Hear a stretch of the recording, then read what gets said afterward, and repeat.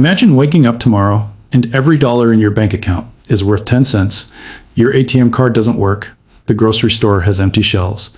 Your life savings gone. This isn't a horror movie. This is what happens when a country goes bankrupt. And it's happened more times in the last 20 years than most people realize. Sri Lanka, Lebanon, Argentina. Again, the question isn't if it can happen.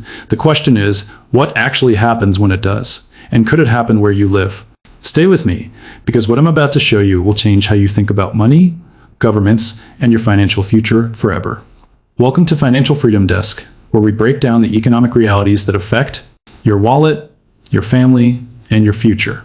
If you're tired of sugar-coated news and want the truth about how money really works, hit that subscribe button right now and smash that like button. It takes 2 seconds and helps us reach more people who need this information, because what we're covering today is something every person on this planet should understand. Let's get into it. So here's the first thing you need to understand. When we talk about a country going bankrupt, we're not talking about the same thing as a person or business filing for bankruptcy. There's no bankruptcy court for nations. There's no judge who steps in and restructures the debt. There's no orderly process. It's chaos, economic, political, and social chaos. When a country can't pay its debts, several things happen simultaneously, and each one creates a domino effect that makes everything worse. Let me walk you through the actual sequence of events, because this pattern has repeated itself dozens of times throughout modern history. The first domino is currency collapse. When investors lose confidence in a country's ability to pay its debts, they dump that country's currency. They sell it as fast as they can. Now here's what mainstream media doesn't talk about enough: the human cost. When a country goes bankrupt, it's not just an economic crisis. It becomes a humanitarian crisis. Healthcare systems collapse, hospitals run out of basic supplies, insulin becomes unavailable, cancer treatments stop, people die from treatable conditions because the medical infrastructure falls apart. In Venezuela, infant mortality rates tripled during their economic collapse. Treatable diseases became death sentences. Education systems shut down. Teachers stopped showing up because their salaries are worthless. Schools close because they can't afford electricity or supplies. An entire generation loses years of education. The long-term impact of this devastating. You're creating a generation that's less educated, less skilled, and less able to rebuild when the crisis ends. Crime explodes. When people can't feed their families through legal means, they find other ways. Theft, robbery, kidnapping for ransom, all of these skyrocket during national bankruptcy. In Argentina, during their 2001 crisis, crime rates doubled in major cities. In Venezuela, the murder rate became one of the highest in the world. Society's safety net doesn't just fray, it tears apart completely, and then there's the brain drain. Anyone with skills, education, or resources leaves. Doctors, engineers, teachers, entrepreneurs, they flee to other countries where their money has value and their future has hope. Lebanon has lost hundreds of thousands of professionals since their crisis began. Argentina saw mass emigration during every one of their crises. When the talented leave, rebuilding becomes even harder. But perhaps the most devastating impact is on retirement and pensions. Imagine working your entire life, saving diligently, planning for a comfortable retirement, and then watching it all vanish. In Greece, pensions were cut by 40 to 50%. So how does a country actually get to this point? Because nations don't go bankrupt overnight. It's a process, sometimes taking years or even decades. And the warning signs are always there if you know what to look for. It typically starts with excessive government spending. Politicians make promises, social programs, infrastructure projects, subsidies, government jobs. These all cost money. And if the government doesn't have the money through taxes, it has two options: print money or borrow money. Most countries do both. Printing money feels like the easy solution. You need to pay government salaries. Print money. You need to fund a program. Print money. But here's the brutal truth. Printing money doesn't create wealth. It just dilutes the value of existing money. Every new dollar printed makes all the other dollars worth slightly less. Do this enough, and you trigger the inflation spiral we talked about earlier. Borrowing seems safer at first. Governments sell bonds to investors, promising to pay them back with interest, and when times are good, when the economy is growing, this can work. The government borrows, invests in growth, the economy expands, tax revenues increase, and they pay back the debt. That's the theory. But here's what actually happens. In most cases, governments borrow not to invest in growth, but to pay for current spending. They borrow to maintain programs they can't afford. They borrow to avoid making hard choices. And most dangerously, they borrow to pay back old debt. This is the classic debt spiral. You take out new loans to make payments on old loans, and each time you do this, the hole gets deeper.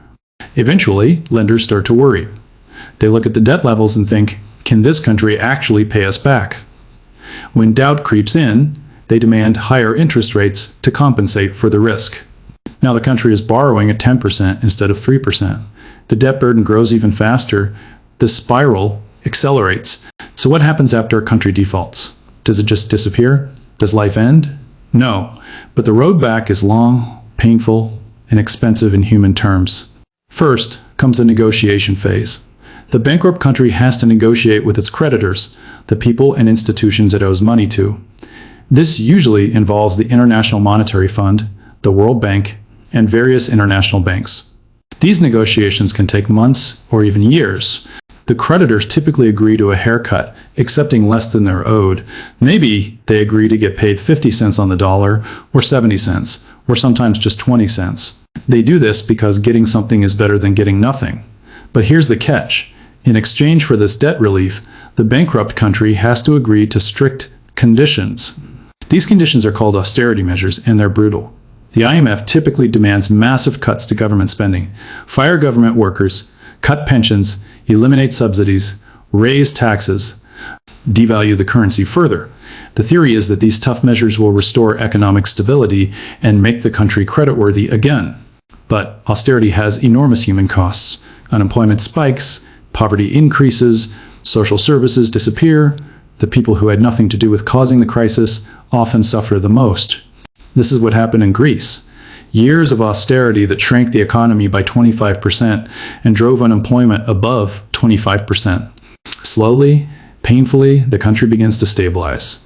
Inflation eventually comes down. The currency finds a new, much lower equilibrium. International lenders start to trust the country again, though they charge much higher interest rates than before. And basic services start functioning again. Supply chains rebuild. Life returns to something resembling normal. So how do you know if your country is heading down this path? What are the red flags you should be watching for? High and rising government debt to GDP ratio. If your country's debt exceeds 90 to 100% of its annual economic output, that's a warning sign. It doesn't guarantee bankruptcy, but it means there's less margin for error. Persistent high inflation. If prices are rising significantly year after year, your currency is being debased. This is often the first visible symptom of deeper problems. Declining foreign currency reserves. Countries need reserves of dollars, euros, or other stable currencies to pay international debts and buy essential imports. If reserves are falling, it means the country is burning through its safety cushion. Rising borrowing costs. If your government is paying higher and higher interest rates on new debt, it means lenders are getting nervous. This is the market telling you there's increased risk. So what can you do? How do you protect yourself if your country is showing warning signs? First, diversify your currency holdings. Don't keep everything in your local currency. Hold some US dollars, euros, or other stable currencies. This gives you purchasing power, even if your local currency collapses. Second, consider tangible assets. Real estate, precious metals, even productive land. These retain value when paper currencies don't. They're not perfect hedges, but they're better than watching your savings evaporate in a bank account. Third, develop portable skills. Skills that are valuable anywhere. Coding, healthcare, engineering, languages. If things get bad enough that you need to leave, skills are the most portable form of wealth. Fourth, stay informed. Don't trust government assurances. Look at the actual data. Watch what the wealthy and informed are doing. They usually see the storm before everyone else. And finally, build community. In a crisis, your network is your net worth. Relationships, trust, mutual support. What happens when a country goes bankrupt? The currency collapses, inflation destroys savings, banks freeze accounts, healthcare crumbles, crime soars, an entire society is thrown into chaos for years or even decades. It's not a movie. It's documented history that's happened dozens of times in our lifetime. This is Financial Freedom Desk, and our mission is simple. Give you the truth so you can make informed decisions about your financial future, because knowledge is the only real protection in an uncertain world. If this opened your eyes, share it right now, send it to someone you care about, post it, because these conversations need to happen before the crisis, not during it. Drop a comment. Have you seen any of these warning signs where you live? What are you doing to protect yourself? I read every single comment and I want to hear your perspective. Subscribe to Financial Freedom Desk for more truth about money, power, and the systems that control both. Stay informed, stay prepared, stay free.